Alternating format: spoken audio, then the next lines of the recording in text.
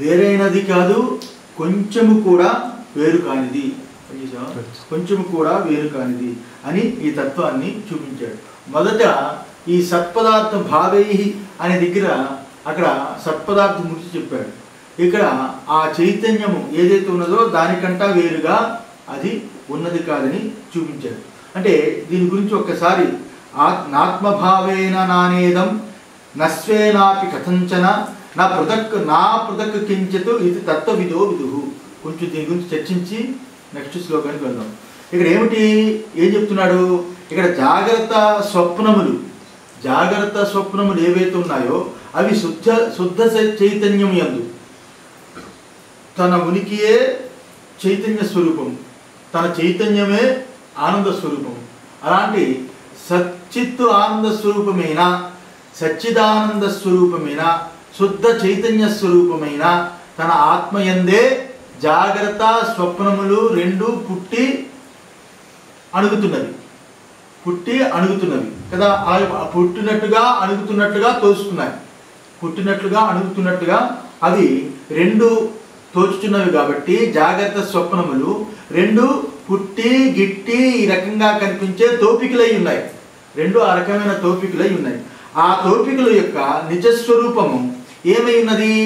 ఆ చైతన్య స్వరూపమే ఉన్నది. ఆ చైతన్య స్వరూపమైన తాను అయిన ఈ సాక్షి స్వరూపం యందు ఏ జాగ్రత్త స్వప్నములు రెండు తోచుచున్నాయో, ఇదేని యందు అడుగుతున్నాయో, ఆ తోచే రెండు జాగ్రత్త స్వప్నములు రెండు కూడా ఏవైతే ఉన్నాయో అవి చిన్మాత్రమైన తన సాక్షి కంట అన్యంగా లేవు.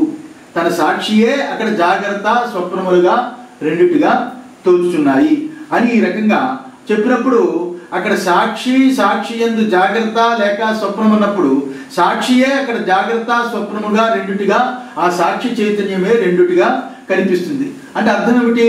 తన సాక్షియే అక్కడ జాగ్రత్త స్వప్నము అంటే తన శుద్ధ చైతన్య స్వరూపమే అక్కడ జాగ్రత్త స్వప్నములుగా తెలియబడుతున్నది. కానీ తెలియబడడానికి స్వతహాగా వాటికి వేరుగా చైతన్యం అనేది వేరుగా లేనేలేదు. తన చైతన్యము చేతనే, తన యొక్క ఉనికి చేతనే ఆ భావాల యొక్క ఉనికి ఏ రకంగా ఉన్నదో తన చైతన్యము చేతనే ఆ రెండూ తెలియబడుతున్నాయంటే ఆ రెండూ శుద్ధ చైతన్య స్వరూపమైన తన ఆత్మయే అని చెబుతూ, శుద్ధ చైతన్యము ఎప్పుడు కూడా విషయము కాదు. శుద్ధ చైతన్యము నా పృథక్, అది వేరుగా లేదు అంటే ఎప్పుడు అది విషయం కాదు. శుద్ధ చైతన్యము ఎప్పుడు అది విషయము కాదు అంటే ఏమిటి? ఎప్పుడు ఏది విషయము? బయట ఉన్న ప్రపంచము విషయముగా తోస్తుంది.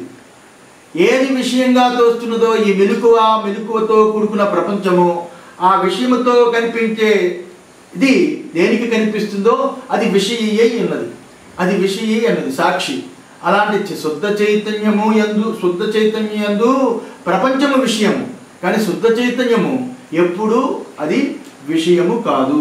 అయితే అది విషయీ అని భావించకూడదు. ఆ శుద్ధ చైతన్యము విషయము కాదు అంటే విషయి కూడా కాదు. అక్కడ విషయి కూడా ఆ శుద్ధ చైతన్యము కాదు. విషయము ఉన్నప్పుడు అది విషయిలా కనిపిస్తుంది. కానీ నిజంగా విచారిస్తే ఆ విషయము ఏదైతే కనిపిస్తుందో, మెలకువ లేక కళ అనేది ఏదైతే కనిపిస్తుందో, ఈ యొక్క శుద్ధ చైతన్యమే అక్కడ మెలకువ కళగా కనిపిస్తున్నది. అక్కడ మీ శుద్ధ చైతన్యమే మెలకువగా కళగా కనిపిస్తుంది, కానీ అది విషయము ఇది విషయి అనుకోవడం కూడా కుదరదు. ఎందువల్లంటే అది విషయము కాదు. ఈ సాక్షి చైతన్యము ఆ రకంగానే విషయి కూడా కాదు. మరి ఏ రకంగా? ఎందుకంటే దాని యందు దానికంటా వేరుగా విషయము లేనందున ఆ స్వరూపమైన శుద్ధ చైతన్యమైన సాక్షి స్వరూపమైన తన యందు వేరుగా ఇంకొక విషయము లేకపోవడం చేత దానికి విషయత్వం ఎలా వస్తుంది? విషయాన్ని గ్రహించే విషయిగా ఎలా అవుతుంది? తనకంటా వేరుగా ఇంకొక చోట, అన్యంగా ఇంకొక చోట వస్తువు పుడితే దానికి విషయి అంటాం. కానీ తానే అక్కడ విషయముగా కనిపిస్తున్నప్పుడు దానికి ఇది విషయం ఎలా అవుతుంది? విషయం ఎలా అవుతుంది? అందువల్ల అక్కడ విషయముగా కనిపిస్తున్నప్పటికీ, పాముగా కనిపిస్తున్నప్పటికీ, పాము యొక్క స్వరూపము నిజస్వరూపము కాదో, తోచిన సమకాలంలో కూడా అది తాడే ఉన్నదో, ఆ రకంగా ప్రపంచముగా తోచిన సమకాలంలో కూడా ఈ శుద్ధ చైతన్యమే ఉన్నది. అక్కడ శుద్ధ చైతన్యమే అక్కడ విషయముగా కనిపిస్తుంది, కానీ నిజంగా అది విషయము కాదు. ఆ విషయాన్ని తెలుసుకునే శుద్ధ చైతన్యం విషయే కాదు. ఇందువల్ల విషయం అనేది వేరుగా ఇంకొక ఉనికితో ఇంకొక చైతన్యంతో లేదు. తన చేతనమే విషయముగా కనిపిస్తున్నది, తన చైతన్యమే విషయముగా కనిపిస్తున్నది. అందులో దానికి విషయత్వం ఎలా కుదురుతుంది? విషయత్వం కూడా కుదరదు. మరి తన చిన్మాత్రము ఏదైతే ఉన్నదో, తన చైతన్య స్వరూపము, తన ఎరుక స్వరూపము, తన తెలివి స్వరూపం ఏదైతే ఉన్నదో, ఆ తెలివి స్వరూపము ఎరుక స్వరూపము ఏదైతే ఉన్నదో అది జాగ్రత్త స్వప్నాలు యందు, జాగ్రత్త స్వప్నము మెలకువ కళ అనేవి తోచినప్పుడు సాక్షి సాక్ష్యమును విషయములై కనిపిస్తూ ఉంటాయి. మామూలుగా విచారించినప్పుడు మెలకువ కళ అనేవి ఏవైతున్నాయో, ఎవడైతే కళను చూచాడో వాడే మెలకును చూస్తున్నాడు. జాగ్రత్తాంతం స్వప్నాంతం అన్నప్పుడు స్వప్నం అంతటిని ఎవడైతే చూస్తున్నాడో వాడే మెలకువ అంతటిని చూస్తున్నాడు. కళని మొత్తము టోటల్ కళలో ఉన్న దేహాదులు, దేహముతో పాటు నేను, సమస్త ప్రపంచాన్ని ఎవడైతే కళ ప్రపంచం అంతటిని చూస్తున్నాడో వాడే మెలకువని కూడా చూస్తున్నాడు. అంటే అక్కడ మెలకువనికి చూస్తున్నాడు, కళని చూస్తున్నప్పుడు ఆ కళ మెలకువ విషయము, చూచేవాడు ఎవడైతే ఉన్నాడో వాడు విషయి. ఇలా విషయ భావముతో సాక్షి సాక్ష్యంగా కనిపిస్తూ ఉంటుంది. సాక్ష్యము అంటే మెలకువ కళ, సాక్షి అంటే రెండింటిని చూచేవాడు. ఆ రెండిటిగా ఆ చిన్మాత్రమే ఆ రకంగా రెండు రూపాలుగా కనిపిస్తూ ఉంటుంది. కానీ రెండు రూపాలుగా అయిపోలేదు, ఆ రెండు రూపాలుగా అలాగా తెలియబడుతూ ఉంటుంది. ఏదైతే ఆ రెండు రూపాలుగా తెలియబడుతున్నదో నిజంగా విచారిస్తే ఈ సాక్ష్యము అనేది బాగా విచారిస్తే మెలకువ కళ అనే రెండు సాక్ష్యము విషయము, ఆ రెండింటిని చూచేవాడు సాక్షి విషయి. ఇలా సాక్షి సాక్ష్యము విషయము అని విభాగము ఏదైతే విచారిస్తే సుషుప్తి యందు అది సాక్షి సాక్ష్యములు అనేవి మిథ్యా ప్రతీతి, ఈ రెండు లేనే లేదు. సుషుప్తి అనుభవాన్ని పెట్టుకుని విచారించినప్పుడు అక్కడ సాక్షి అని లేదు, సాక్ష్యము అని లేదు.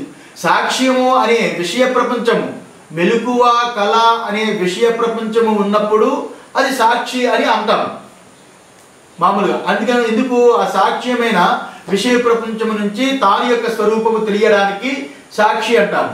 నిజానికి సుషుప్తిని విచారించినప్పుడు సాక్ష్యము లేనప్పుడు అది సాక్షి ఎలా అవుతుంది? అప్పుడు సాక్షి సాక్ష్యము రెండు కూడా మిథ్యా ప్రతీతియే. సుషుప్తి అనుభవాన్ని పెట్టుకుని విచారించినప్పుడు అక్కడ సాక్ష్యము సాక్షి రెండు మిథ్యా ప్రతీతులై ఉన్నాయి. అలాంటప్పుడు విషయ విభాగ స్పర్శ ఏదైతే ఉన్నదో సుషుప్తి అనుభవాన్ని పెట్టుకుని విచారించినప్పుడు విషయము సాక్షి సాక్ష్యము అని విభాగ స్పర్శ గంధమాత్రము కూడా అక్కడ ఉండదు. సుషుప్తి అనుభవంలో గంధమాత్రము కూడా సాక్షి సాక్ష్యము విషయము ఉన్నప్పుడు విషయ అవుతుంది, సాక్ష్యం ఉన్నప్పుడు సాక్షి అవుతుంది. సుషుప్తిలో సాక్ష్యము లేదు, అలాగే విషయము లేదు. అక్కడ విషయ ఎలా అవుతుంది, సాక్షి ఎలా అవుతుంది? ఈ రెండు విభాగములు లేని కేవల ఆ సుషుప్తి అనుభవ స్వరూపమే ఉన్నది. అనుభవ స్వరూపమై ఉన్నప్పుడు ఆ సాక్షి సాక్ష్యము రెండు మిథ్యా ప్రతీతి అని తెలియబడుతున్నది కదా, రెండు మిథ్యా ప్రతీతి అని తెలియబడుతుంది. అలాంటి విభాగ స్పర్శ ఏమాత్రము గంధమాత్రము కూడా లేని శుద్ధ చైతన్యమే ఇక్కడ అజ్ఞానము చేత అవిద్య చేత సుషుప్తి యందు మనం ఉన్నదే అంటాము, అది నిద్ర అంటాము. అజ్ఞానము చేత అవిద్య చేత ఈ విభాగము సాక్షి సాక్ష్యము విషయము అని విభాగం లేకపోయినప్పటికీ లేకపోయినప్పటికీ అది నిద్ర సుషుప్తి అని పేర్పడతాము. అది ఒక అవస్థగా చెబుతాము. ఎందువల్ల? అవిద్య చేత. ఏమిటి అవిద్య? ఈ ద్వైతం అనే జాగ్రత్త దృష్టి, జాగ్రత్త అభిమాన బుద్ధి చేత అక్కడ సాక్షి ఉన్నది, సాక్ష్యం లేదంటాము. విషయము లేదు, విషయం ఉన్నది అంటాము. నిజంగా విచారిస్తే అక్కడ విషయము లేనప్పుడు విషయం ఎందుకు? ఇక్కడ విషయం కూడా లేదు. కేవలం శుద్ధ చైతన్యమే, అక్కడ శుద్ధ చైతన్యమే అక్కడ ఉన్నది. ఈ రకంగా ఈ శుద్ధ చైతన్యము ఏదైతే ఉన్నదో అది కాలము, దేశము, నిమిత్తము, నేను, నీవు, ఇది, అది, విషయము, విషయి అని ఏ వికల్పములు లేవి. ఏ వికల్పములు లేకపోవడం చేత అది సవికల్పము. ఏ వికల్పములు లేకపోవడం చేత అది నిర్వికల్పము, సవికల్పము కాదు. సుషుప్తి ఏ వికల్పములు లేకపోవడం చేత అది సవికల్పము కాదు. ఏమై ఉన్నది? నిర్వికల్పము. అక్కడ సప్రపంచము లేదు, నిష్ప్రపంచము కాదు. అక్కడ ప్రపంచం తుడుచుకుపోయి సుషుప్తి ఆ తుడుచుకుపోయి ఉన్నదని భావం కూడా ఉండదు. అక్కడ నిష్ప్రపంచము కాదు, సప్రపంచము కాదు. అంటే నిష్ప్రపంచము, సప్రపంచము అనే మాటలు అవి ఎక్కడ జరుగుతున్నాయి? జాగ్రత్త స్వప్నాదుల్లో జరుగుతాయి. ఎక్కడ ద్వైతం ఉంటుందో అక్కడ అద్వైతం గురించి చర్చ ఉంటుంది. ఎక్కడ ప్రపంచం ఉంటుందో అక్కడ నిష్ప్రపంచం కోసం యాతన ఉంటుంది. కానీ సుషుప్తి అనుభవాన్ని పెట్టుకున్నప్పుడు అక్కడ ప్రపంచం యొక్క భావమే లేనప్పుడు నిష్ప్రపంచము సవికారము కాదు, అక్కడ నిర్వికారము కాదు అని ఈ రకంగా సవికారం అనేది కాదు. ఏది? ఆ యొక్క సుషుప్తి యందు దేశకాలాదులు కానీ నేను, నీవు, ఇది, అది, విషయము, విషయ అని ఏ సవికారము అక్కడ లేనిది. అలా ఇప్పుడు నిర్వికారం అందామా? నిర్వికారం కూడా కాదు. ఎందువల్లంటే సుషుప్తి విషయ విభాగము లేని శుద్ధ చైతన్య స్వరూపమై ఉన్నది. సుషుప్తి అనుభవం యందు అక్కడ విషయము లేదు, విషయీ లేదు. విషయము లేదు, విషయీ లేదు. అందువల్ల విషయము రెండు లేనప్పుడు అక్కడ నిర్వికారం ఎలా అంటాము? సుషుప్తి యందు నిర్వికారమును కూడా కుదరదు. అందులో విషయ విభాగము లేని శుద్ధ చైతన్యమే ఆ రకంగా అలా ఉండి, శుద్ధ చైతన్యమే ఆ రకంగా ఉండి జాగ్రత్త స్వప్నముల యందు విషయ విభాగములుగా తోచుచున్నది. జాగ్రత్త స్వప్నముల యందు రెండు విషయ విభాగములుగా రెండు అదే తోచుచున్నది ఈ శుద్ధ చైతన్యమే. సుషుప్తి యందు విషయ విభాగము లేని కేవలము శుద్ధ చైతన్యమే ఉన్నది. ఎప్పుడైతే జాగ్రత్త స్వప్నాలు తోస్తాయో అది విషయము, ఇది విషయి అని విషయ విభాగంగా తోస్తుంది. అందువల్ల అది సవికారమని ఆ రకంగా జాగ్రత్త స్వప్నాల్లో అనిపిస్తుంది.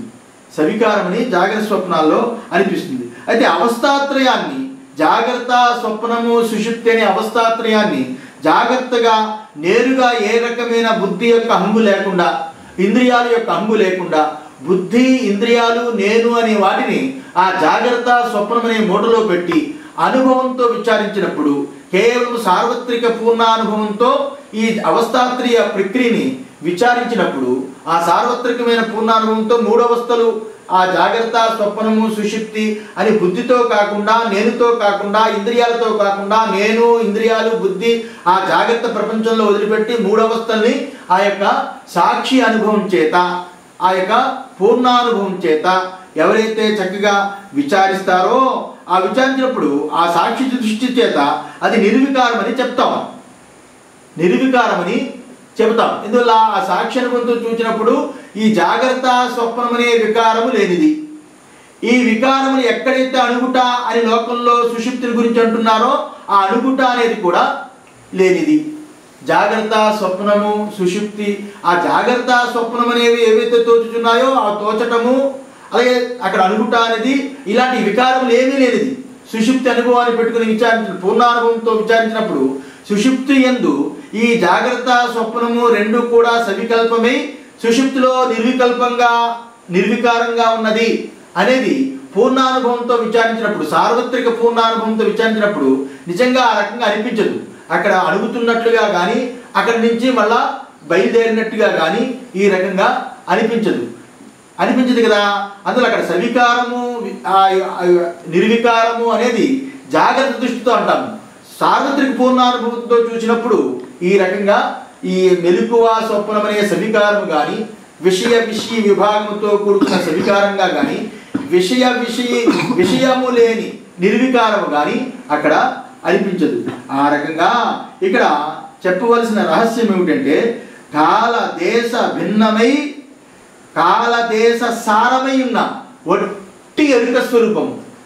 దేశకాలాదులకి భిన్నముగా, అంటే దేశకాలాదుని కూడా తాను చూస్తున్నాడు, దేశకాలాదుని కూడా చూస్తున్నాడు, దేశకాలాదులతో కూడుకున్న మెలకువని చూస్తున్నాడు.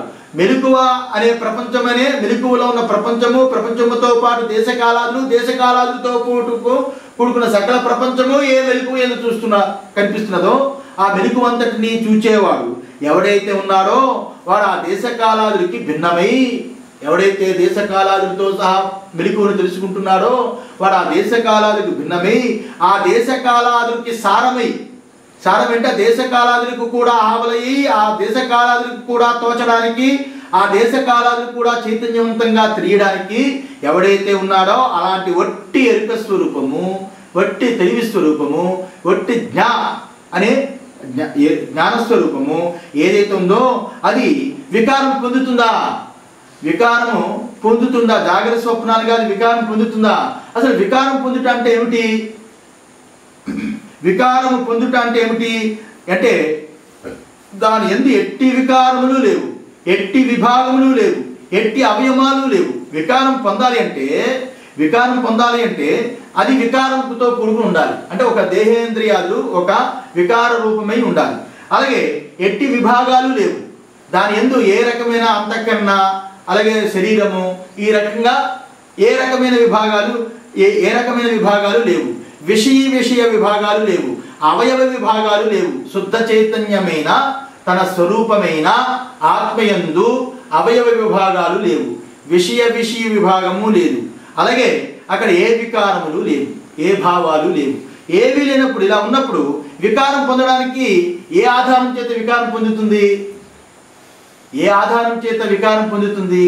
వికారం కనిపిస్తున్న సమకాలంలో అవయవాలతో కూడుకున్నది, విభాగాలతో కూడుకున్నది, అలాగే వికారాలతో కూడుకున్నది జాగ్రత్త స్వప్నాలలో ఉంటుంది. కానీ జాగ్రత్త స్వప్నాలు రెండూ వదిలిపెట్టి అదే ఈ రకంగా జాగ్రత్త స్వప్నాలుగా వికారం చెందింది, లేదా అదే ఈ రకంగా జాగ్రత్త స్వప్నాలుగా అవయవ విభాగంతో కూడుకుంది, లేదా అదే ఈ రకంగా విషయ విభాగంతో కూడుకున్నది అనడానికి నిజంగా శుద్ధ చైతన్యమైన ఆ స్వరూపమైన తత్వాన్ని, సుషుప్తి అనుభవాన్ని పెట్టుకుని విచారించినప్పుడు అక్కడ ఏ విభాగాలు లేవు కదా, ఏ వికారాలు లేవు కదా, ఏ రకమైన అవయవాలు లేదు కదా.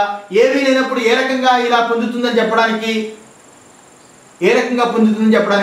అందువల్ల జాగ్రత్త స్వప్నం అనేది మిథ్యా ప్రతీతియే కానీ అది ఏ రకంగా వచ్చిందని చెప్పడానికి కూడా కుదరదు.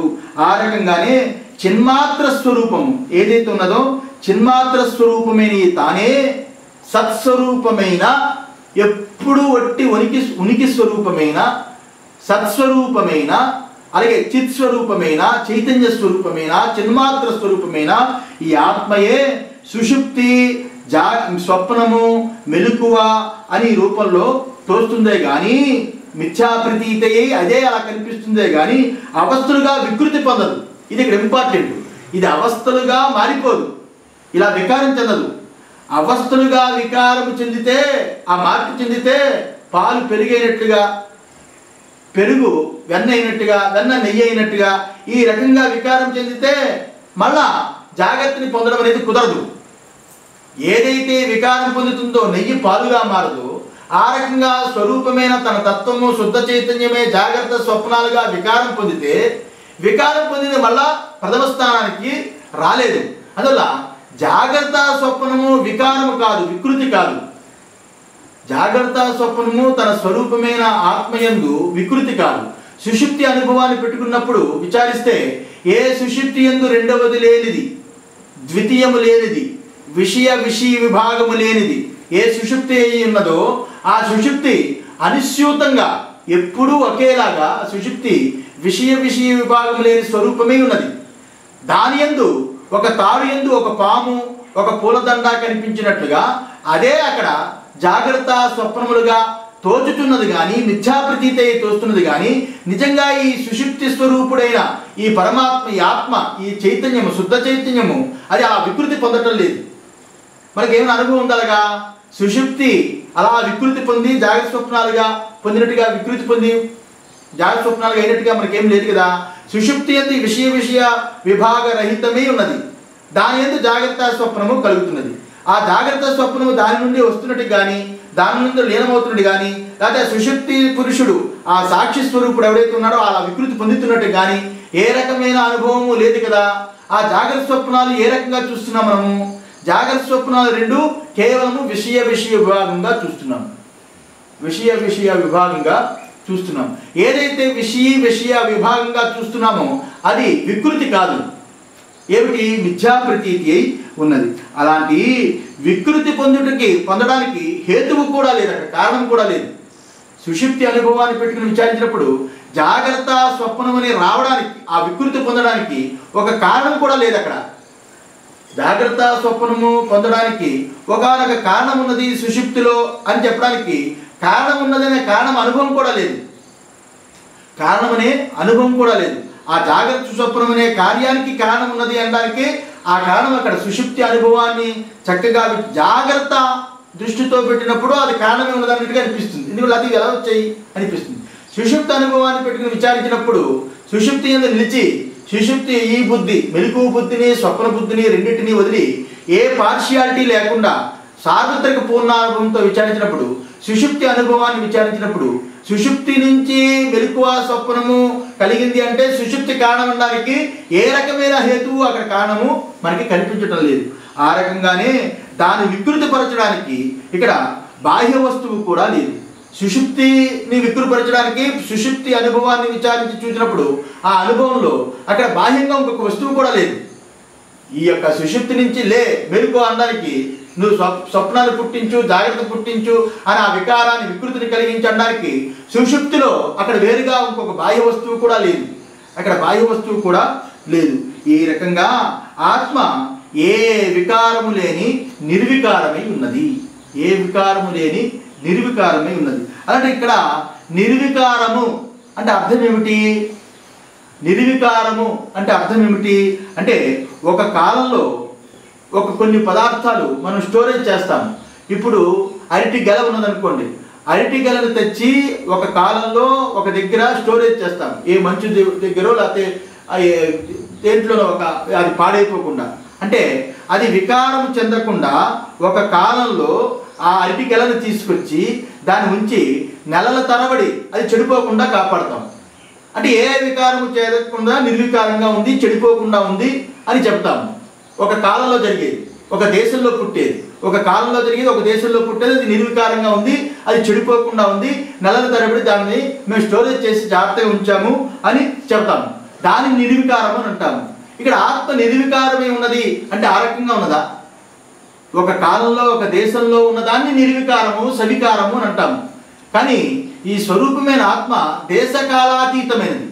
దేశకాలాదులతో కూడుకుని సకల మెలకువని తెలుసుకునే స్వరూపమై ఉన్నది, కానీ అది దేశకాలాలతో కూడుకున్నది కాదు.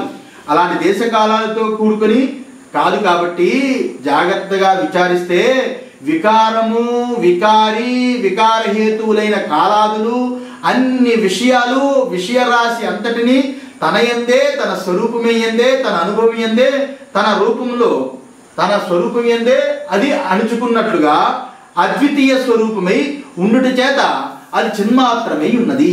అద్వితీయ స్వరూపమై ఉండడం చేత అది చిన్మాత్రమై ఉన్నది. నిజంగా అక్కడ వికారము, వికారి, ఆ రకంగానే వికార హేతువులు ఇవన్నీ ఏదైతే జాగ్రత్త స్వప్నముల్లో తోచుచున్నాయో సర్వము సుషుప్తి అనుభవేందు అక్కడ ఒక్కసారి లేకుండా పోతున్నది కదా. దాని ఎంత అడుగుతున్నది అంటే దాని లోపటే అడుగుతున్నది అంటే చిన్మాత్రమే అక్కడ ఆ రకంగా మెలకువ స్వప్నముగా తోచుతున్నది. ఆ చిన్మాత్రమే మళ్ళా కేవల చిత్మాత్రమై, ఆ సత్మాత్రమై ఆనంద స్వరూపమై ఉన్నది కదా. అక్కడ వికారములు, సవికారములు, ఏవైతే వికార హేతువులు, కాలాదులు అన్ని విషయరాశి ఏదైతే ఉన్నదో విషయరాశి అంతా సుషుప్తి అనుభవాన్ని పెట్టుకుని విచారించినప్పుడు ఏ విషయరాశి అక్కడ గోచరించదు. అక్కడ ఏ విషయరాశి గోచరించదు. ఆ వికారి, వికారములు అవి ఏవైతే ఉన్నాయో కాలాదులు అన్నీ కూడా అది విషయంలో చేరి ఉన్నాయి, విషయంలో చేరి ఉన్నాయి. వికారము, సవికారము, నిర్వికారము అనే వికారములు కూడా విషయము, విషయ విభాగము కూడా జాగ్రత్త స్వప్నము యందు చేరి ఉన్నాయి. జాగ్రత్త స్వప్నము రెండింటిని లేని సుషుప్తి అనుభవాన్ని పెట్టుకున్నప్పుడు ఇవన్నీ కేవల చిన్మాత్రమై ఉన్నాయి. అక్కడ ప్రజ్ఞాన గణః అంటే ఏమిటి? కేవల చిన్మాత్రమై ఉన్నది. అంటే ఇంత పారుతున్న నది ఏ రకంగా ఒక్కసారి మంచుగడ్డ కడితే ఏ రకంగా స్తబ్దతగా అది మంచుగడ్డగా ఉన్నదో ఆ రకంగా పారుతున్న నది మంచుగడ్డగా అయినట్లుగా జాగ్రత్త స్వప్నము రెండు మంచుగడ్డగా ప్రజ్ఞానగంగా ఉన్నాయని కాదు అక్కడ అర్థము. అక్కడ అర్థం ఏమిటి? అది ఎప్పుడూ ప్రజ్ఞప్తి స్వరూపమే, ప్రజ్ఞాన ఘనమే ఉన్నది, ఏకస్వరూపమే ఉన్నదని అర్థం. కేవలము ఎరుక ముద్దయ్యి ఉన్నదని అర్థం. నగలన్నీ కూడా బంగారంలో లీనమైపోయి బంగారపు ముద్దగా ఉన్నదని అర్థం కాదు. ఏ బంగారపు ముద్ద ఉన్నదో ఆ బంగారపు ముద్ద నుంచి నగలు తోచుచున్నాయే కానీ నగలు అనేవి బంగారంలో కొత్తగా లోపల దూరి ఆ బంగారములో అవి కనిపిస్తున్నాయని కాదు. అది ఉన్న ఆ యొక్క బంగారపు బిస్కట్టు, బంగారపు ముద్ద ఏ రకంగా అక్కడ ఆ ఆభరణాలుగా కనిపిస్తున్నదో ఆ రకంగా ఉన్న చిన్మాత్రమైన తన స్వరూపమైన చైతన్య స్వరూపమైన ఆత్మస్వరూపమైన తన తత్వమే అక్కడ జాగ్రత్త స్వప్నములుగా అక్కడ కనిపిస్తున్నది, తోచుచున్నది. అది వికారము కాదు, అది వికారము కాదు. ఇప్పుడు బంగారం యొక్క వికారం నగ కాదు, చూచేవాడి యొక్క వికారం నగై ఉన్నది. ఇందువల్ల చూచేవాడి యొక్క వికారం నగై ఉన్నది కాబట్టి నగ బంగారంలో కలిసినప్పుడు నగ పోయింది, నగ అందులో లీనమైంది అంటాం. నగగా కనిపించినప్పుడు నగగా వచ్చింది, నగ తయారైంది అంటాను. నిజంగా నగగా వచ్చినప్పటికీ బంగారంలో లీనమైనప్పటికీ బంగారము లీనమైనప్పుడు బంగారము కేవలము నిర్వికారంగానే ఉన్నది. నగగా ఉన్నప్పుడు కూడా బంగారంగానే ఉన్నది. బంగారం యొక్క సత్తా కోల్పోలేదు. బంగారం యొక్క తన సత్తా కోల్పోకుండా సత్తాగానే ఉంటూ అక్కడ నగగా కనిపిస్తుంది. సత్తాగానే ఉంటూ చూచేవాడు దృష్టిలో దాంట్లో అడిగిపోయినట్లుగా అది కనిపిస్తుంది. చూచేవాడి దృష్టి కానీ ఇక్కడ బంగారంలో అణిగిపోవుట, బంగారంలో నగ తయారైపోవుట, బంగారానికి మాత్రమే ఏ వికారము ఏ రకంగా లేదో ఆ రకంగానే ఆ ప్రజ్ఞానఘనుడైన అద్వితీయుడైన ఆ అనుభవ స్వరూపుడైన ఆత్మయందు ఇక్కడ జాగ్రత్త స్వప్నములు ఆ వికారం కలిపి చూచేవాడికి జాగ్రత్త స్వప్నములు అది ప్రజ్ఞానగణము అక్కడి నుంచి వచ్చాయని కానీ నిజంగా అది ఎప్పుడూ ఎరుక ముద్దయ్యి ఉన్నది, తెలివి ముద్దయ్యి ఉన్నది అని ఈ రకంగా ఆలోచించినప్పుడు నిర్వికార సవికార శబ్దములు కేవలము ఎట్టి పరిస్థితుల్లోనూ దాని యందు కుదరదు. నా అపృకత కించిద్ అస్తి అంటే దానికంటా వేరుగా కానీ వేరనేది కాదు, కొంచెమైనను వేరు కాదు, కొంచెమైనను వేరు కాదు అని అన్నప్పుడు అక్కడ సవికారము నిర్వికారం అనే శబ్దములు ఆ శుద్ధ చైతన్యం యందు కుదరదు అని అర్థం. సవికారము అవి అనేది బంగారపు ముద్ద యందు ఈ నగ తయారైపోయింది, నగ అందులో దూరింది అనేది బంగారం యందు దృష్టితో చూచినప్పుడు ఎలా కుదరదు, చూచేవాడి దృష్టిలో అది కుదురుతుంది కానీ బంగారపు దృష్టిని పెట్టుకున్నప్పుడు ఏ రకంగా కుదరదు. అలాగే శుద్ధ చైతన్యందు సవికారము నిర్వికారము అనేది కుదరదు అని ఈ రకంగా అది ఇలా విచారించినప్పుడు ఆ అనుభవాన్ని పెట్టుకుని విచారించినప్పుడు అది ఏకము కాదు, అలాగే అనేకము కాదు, అలాగే ఇక్కడ సగుణము కాదు, అలాగే నిర్గుణము కాదు, సాకారము కాదు, నిరాకారము కాదు, ఇవన్నీ విషయ ధర్మములతో కూడుకున్నవి అయి ఉన్నాయే కానీ తన శుద్ధ సత్తా అయిన శుద్ధ చైతన్య స్వరూపమైన ఆ తత్వము ఏకము కాదు.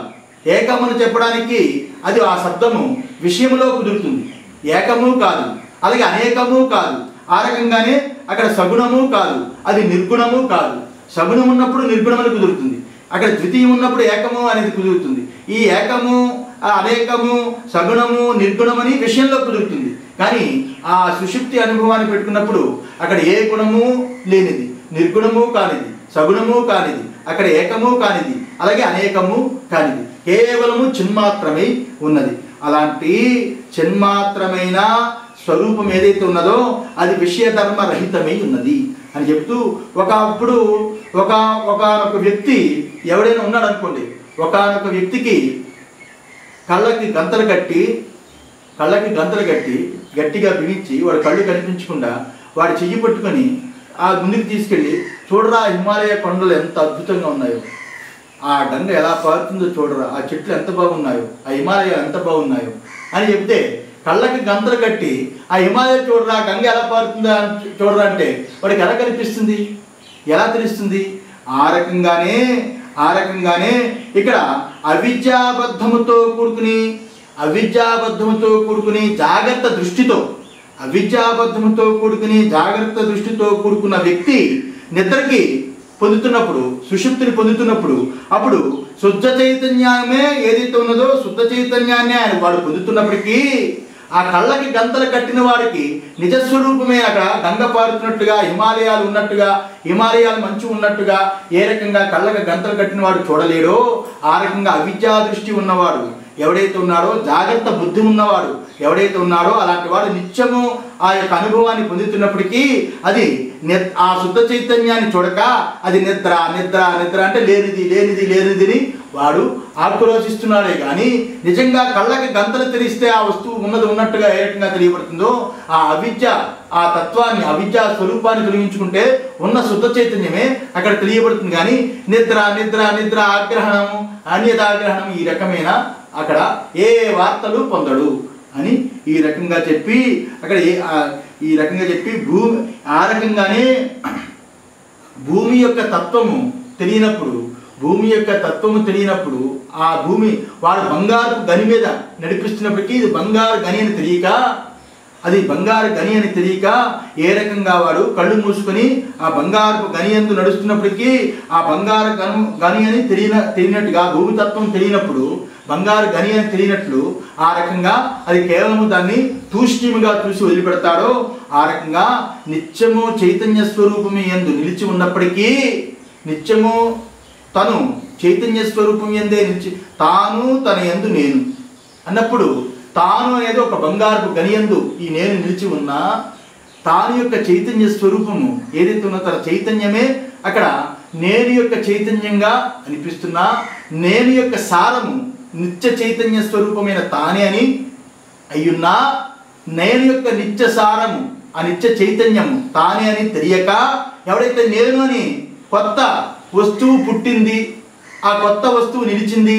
ఆ కొత్త వస్తువు ఈ ప్రపంచంలో పోతుంది అని ఎవడైతే అనుకుంటున్నాడో వాడికి ఆ బంగారపు మీద నడిచినప్పటికీ వాడికి దానికి తెలియనట్లుగా దాని యొక్క నేను యొక్క సారము ఆ శుద్ధ చైతన్యము తెలియకపోవడం చేత ఈ రకంగా అవుతున్నదని చాందోగ్యోపనిషత్తులో 8:3-2 చిన్మాత్ర స్వరూపమయంగా ఉన్నప్పటికీ నిత్యము చిన్నమాత్ర స్వరూపమై ఉన్నప్పటికీ దాని ఎరుక లేదు, దాని యొక్క స్వరూపము తెలియటము లేదు.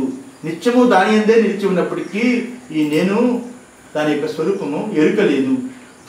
ఎందువల్ల బంగారపు గని మీద నడిపించినప్పటికీ ఆ బంగారపు గని మీద నడుస్తున్నానని ఎరుక ఏ రకంగా వాడికి లేదు. ఆ రకంగానే నిత్య చైతన్యమైన తాను యొక్క తత్వం మీద నిలిచి ఉన్నప్పటికీ ఈ నేనికి దాని యొక్క ఎరుక లేకపోవడమే ఇక్కడ అవిద్యా దోషమని 8:3-2 చాంద్రోగ్యులు చెప్పాడు. అందువల్ల ఇక్కడ శంకరాచార్యులు ఇప్పుడు ఏం చెప్పారు, నహి అత్ర అద్వయే పరమార్థ సత్యాత్మని ప్రాణాది సంసారజాతం ఇదం జగత్ ఆత్మభావేన పరమార్థ స్వరూపేణ నిరూప్యమానం నానావస్తు అంతర్భూతం భవతి అని చెప్పాడు. అంటే ఏమిటి, ఇక్కడ నహి అత్ర అద్వయ పరమార్థ సత్యాత్మని ప్రాణాది సంసారజాతం ఇదం జగత్తు ఆత్మభావేన అద్వయమైన పరమార్థ సత్యమైన తన స్వరూపమైన ఆత్మయందు ప్రాణాది సంసార జాతంతో కూడుకునే ఈ సర్వ జగత్తు ఏదైతే ఉన్నదో అది ఆత్మభావంతో చైతన్య స్వరూపంతో శుద్ధ చైతన్యంతో ఉన్నప్పటికీ ఆ పరమార్థ స్వరూపము ఈ రకంగా చూపిస్తున్నప్పటికీ నిత్యము తన స్వరూపమైన ఆ సుషుప్తి అనుభవాన్ని నిత్యము ఆ సుషుప్తి అనుభవాన్ని పెట్టి తన శుద్ధ చైతన్యాన్ని శుద్ధ ఎరుక స్వరూపుని ఒట్టి తెలివి స్వరూపమైన తన తత్వాన్ని చూపిస్తున్నప్పటికీ ఆ విషయము తెలియటం లేదు. కానీ నానావస్తు అంతర్భూతం భవతి, నిజానికి నానావస్తు విషయ విభాగముతో కూడుకున్న ఈ నానావస్తు అని సర్వ జగత్తు తనయందే అంతర్భూతమై పొందుతున్నది, తనయందే తోచుతున్నది. అంతర్భూతమై పొందుతున్నది అంటే తనలో ఇన్నయనం అవుతున్నదని కాదు, తోచినప్పుడు కనిపిస్తున్నది, అది తొలగినప్పుడు లేకుండా పోతున్నది అని ఈ రకంగా ఆత్మయందు ఇవేమీ లేవు, ఆత్మయందు ఏ వికల్పాలు లేవు, అలాగే ఆత్మస్వరూపం తప్ప స్వతంత్రంగా ఏమీ లేనే లేవు, ఉన్నది ఆత్మయే శుద్ధ చైతన్యమే అని ఈ చెబుతూ ఈ ఆత్మయందు ఇవేమీ ద్వైతముతో కూడుకున్నదేది ఏవి చేరవు. తాడులోని పాము ఏ రకంగా చేరిపోదో, తాడులోని నీటి ధార ఏ రకంగా చేరిపోదో, అలాగే తాడు యందు వికల్పము కలిగింది, వికల్పముగా తొలగిపోవాలి. కానీ వికల్పము లోపల దూర్చడం కానీ, వికల్పము ఆ రకంగా పుట్టిందని కానీ, ఆ వికల్పం విచారించడం కానీ, ఇవన్నీ వ్యర్థ ప్రలాపము. ఆ తాడు ఏ రకంగా నిర్వికారంగా ఏ వికారములు లేకుండా ఉన్నదో, ఆ యొక్క సవికారముతో కూడుకున్న పాము వల్ల ఇది నిర్వికారం అనిపించుకుందే కానీ, పాము తగిన తర్వాత అది సవికారము కాదు, నిర్వికారము కాదు, కేవలం ఏ వికారములు లేని అది త్రాడి ఉన్నదో, అది ఈ స్వరూపమైన ఆత్మయందు, ఈ శుద్ధ చైతన్యందు ఇవేమీ చేరవు. అలాంటి నానా ఆకారాలతో కూడుకుని జగత్తు ఆత్మ చైతన్యంలో కలవడం కానీ, లయమవడం కానీ ఎటువంటి పరిస్థితిలో సంభవించదు అనే దృష్టితోటి ఈ కారిక అయింది. నెక్స్ట్ కారిక వీతరాగ భయ క్రోధై మునిభిర్వేద పారగై నిర్వికల్పోహ్యయం దృష్టః ప్రపంచోపశమోద్వయః వీతరాగ భయ క్రోధై మునిభిర్వేద పారగై నిర్వికల్పోహ్యయం ద్రష్టః ప్రపంచోపశమోద్వయః.